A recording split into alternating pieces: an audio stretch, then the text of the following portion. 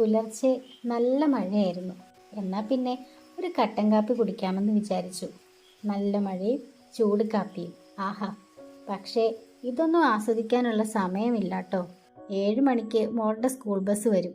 രാവിലെ മക്കളെ ഉണർത്തുക എന്നത് എല്ലാ അമ്മമാരുടെയും ഒരു ടാസ്ക്കാണ്. നല്ല സുഖമായിട്ട് ഉറങ്ങേണ്ട സമയം. പക്ഷേ അത് പറഞ്ഞിട്ട് കാര്യമില്ലല്ലോ.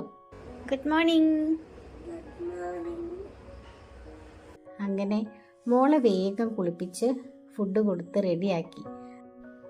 അപ്പോഴാണ് ഇന്ന് വെൻസ്ഡേ ആണെന്ന് ഓർത്തത്. എല്ലാ വെൻസ്ഡേയും സ്നാക്സ് ഫ്രൂട്ട്സ് ആണ്. അക്കാര്യം ഞാൻ മറന്നു. പിന്നെ നമ്മുടെ കുട്ടി പേരമരത്തിൽ അവൾക്കുള്ളൊരു പേരയ്ക്ക ഉണ്ടായിരുന്നു. അത് വേഗം പൊട്ടിച്ചെടുത്ത് കഴുകി അരിഞ്ഞെടുത്തു. കൂട്ടത്തിൽ 3-4 ബ്ലൂബെറി. അത് ഞാൻ നേരത്തെ കഴുകി ക്ലീനാക്കി ഫ്രിഡ്ജിൽ വെച്ചിരുന്നു. ഇന്നത്തെ ദിവസത്തിന് മറ്റൊരു പ്രത്യേകത കൂടിയുണ്ട്. എന്താണെന്നോ, മോളുടെ സ്കൂളിൽ ലഞ്ചിൻ്റെ ഒപ്പം ഒരു പൊതിച്ചോറ് കൂടി കൊടുത്തയക്കണം എന്ന് പറഞ്ഞിട്ടുണ്ട്. ഇതൊരു ചാരിറ്റിയുടെ ഭാഗമായി നടത്തുന്നതാണ്. ആരെയും നിർബന്ധിക്കുന്നൊന്നുമില്ല കേട്ടോ. എങ്കിലും പറ്റുന്നവർ നമ്മുടെ മക്കൾക്ക് ഒരു നേരത്തെ ആഹാരം കൊടുത്തയക്കുമ്പോൾ അക്കൂട്ടത്തിൽ ഒരു പൊതിച്ചോറ് കൂടി കൊടുത്തയക്കുക. അധിക വിഭവങ്ങളൊന്നുമില്ല. ഒരു ചാറുകറിയും തോരനും അച്ചാറും.